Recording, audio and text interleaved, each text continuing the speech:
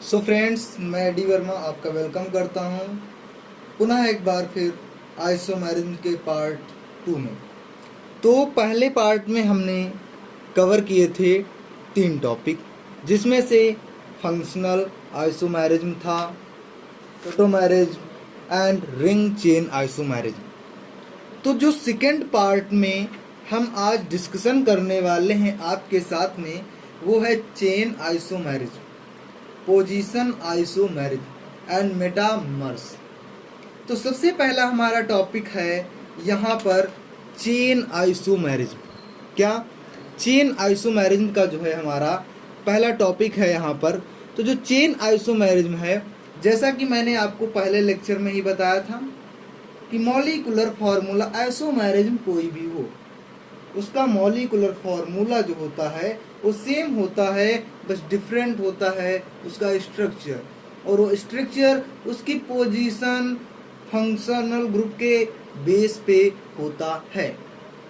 जैसा कि chain isomerism में क्या बताया गया है कि डिफरेंट पेरेंट चेन, इसका मॉलिक्यूलर फार्मूला सेम होगा, बट इसके जो चेन का स्ट्रक्चर होगा, शेप होगा, वो चेंज हो जाएगा।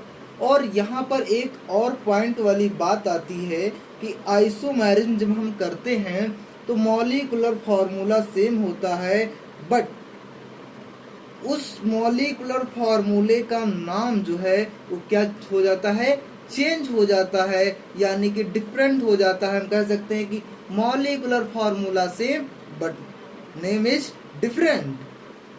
तो जैसा कि यहाँ पर हम एग्जांपल देख रहे हैं C3, CH3, CH2, CH2 and CH3। इसमें कार्बन 4 हैं, हाइड्रोजन 10 है, 3 दूनी 6, 2 8, 2 10, है ना। Molecular formula same. अब यहीं पर नाम भी देख लेते हैं, हम आपको एक में बता देंगे और अब आप बाकी में अपने हिसाब से देख लीजिएगा। 4 कार्बन की चेन है, तो मेथ एथ प्रो ब्यूट, तो क्या हो जाएगा, ब्यूटेन। और अगर हम इसके दूसरे एग्जाम्पल की बात करें तो इसका दूसरा एग्जाम्पल है हमारे पास में CH3, CH, CH3 and CH3। अगर देखिए इसका मॉलिक्यूलर फार्मूला कार्बन 4, हाइड्रोजन 10, 3 दूनी 6, 3 त्रिका 9, 1 10, है ना। मॉलिक्यूलर फार्मूला सेम, बट इसका नेम, जैसा कि IPSC नेमिंग में हम जानते हैं कि अगर सेकंड लास्ट कार्बन पर कोई एक मेथिल ग्रुप अटैच है तो उसे हम क्या कहते हैं, आइसो। तो क्या हो जाएगा, मेथ एथ प्रो ब्यूट, आइसोब्यूटेन। क्या हो जाएगा इसका नाम, आइसोब्यूटेन। और इसका नाम क्या था, ब्यूटेन। ठीक है, इसका नाम ब्यूटेन था और इसका नाम आइसोब्यूटेन। ये देखिए इसका नाम भी चेंज हो गया लेकिन मॉलिक्यूलर फार्मूला सेम है। तो ये होता है हमारा चेन आइसोमेरिज्म।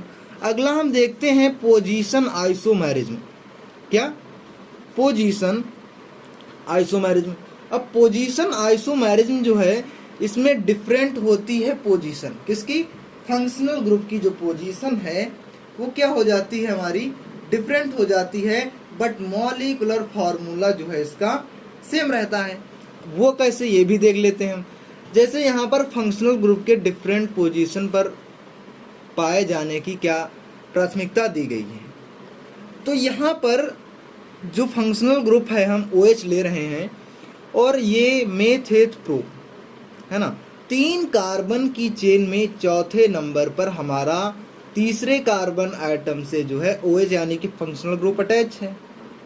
ठीक है, तो मेथ एथ प्रो, प्रोपेनॉल, इसका नाम क्या हो गया, प्रोपेनॉल। अगला हम अगर इसका एग्जाम्पल देखते हैं तो क्या है, CH3, CH। अब यहाँ पर जो है दूसरे यानी कि सेकंड लास्ट कार्बन आइटम से OH यानी कि हमारा फंक्शनल ग्रुप क्या है, अटैच है।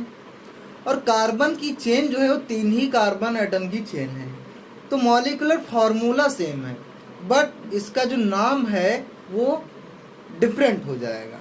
इसका नाम क्या होगा, मेथ एथ प्रो, यानी कि 1 2 एंड 3, यानी कि मेथ एथ प्रो यानी कि 2 प्रोपेनॉल।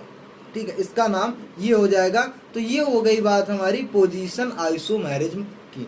अगले टॉपिक मतलब अगला जो है स्टेप हमारा वो देखते हैं मेटामर्स के बारे में। तो जो मेटामर्स है इसके बारे यानी कि मेटा मर्स के बारे में अगर हम बात करते हैं तो इसमें जो अरेंजमेंट होता है यानी कि मॉलिक्यूलर फार्मूला तो हम जानते हैं कि हमेशा हर एक आइसोमेरिज्म में सेम होगा, फंक्शनल हो, चेन आइसोमेरिज्म हो, पोजीशन आइसोमेरिज्म हो, मेटामर्स हो, टोटोमेरिज्म हो, कोई भी हो isomerism, molecular formula same, but different होते हैं कुछ स्ट्रक्चर्स। जैसे कि यहाँ पर अरेंजमेंट ऑफ एटम्स ऑफ अथवा ग्रुप्स, यानी कि जो एटम्स और जो ग्रुप्स का अरेंजमेंट होता है वो कैसा होता है, डिफरेंट, मतलब क्या होता है, from either side of bridging, यानी कि ब्रिजिंग जो होती है, जैसा कि एस्टर में अगर हम यहाँ पर एक सिंपल सा ले रहे हैं एस्टर, तो इसके दोनों साइड में मतलब ईथर ले रहे हैं तो इसके दोनों साइड में क्या होती है, ब्रिजिंग होती है। अब ये जो ब्रिजिंग है मतलब डिफरेंट आइदर साइड ऑफ, है ना, either side of bridging functional group, वो जो है इसके देखिए यहाँ पर हमने दो इसके एग्जाम्पल लिए हैं। एक साइड में जो कार्बन एटम है वो 1 2 3 और दूसरे साइड में केवल एक है, और इसके दोनों साइड में दोनों दो दो कार्बन एटम प्रेजेंट है, यानी कि जो ये पोजीशन है ये क्या शो कर रही है, ब्रिजिंग शो कर रही है पोजीशन, ठीक है। लेकिन मॉलिक्यूलर फार्मूला दोनों का ही सेम है, क्योंकि इसमें भी 4 कार्बन हैं, ये क्या है, 4 कार्बन हैं, और हाइड्रोजन कितने हैं, 3 दूनी 6 7 8 9 10, है ना, H10O, और इसमें क्या है, 3 दूनी 6 7 8 9 10, है ना, C4H10O, है ना, सेम है। तो ये हो गया हमारा आज दूसरा टॉपिक, जो हमारा पार्ट था आइसोमेरिज्म का, ये भी इस लेक्चर में कंप्लीट हो गया।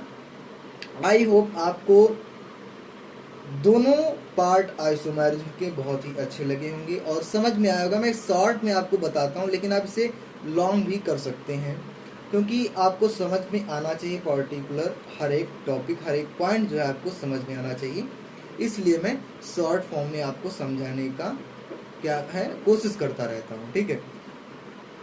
तो अगर आपको वीडियो पसंद आया हो तो लाइक करें, चैनल को सब्सक्राइब करें एंड अपने फ्रेंड्स के साथ में शेयर करना ना भूलें।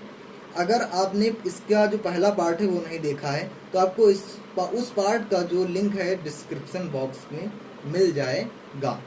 तब तक के लिए बेस्ट ऑफ लक।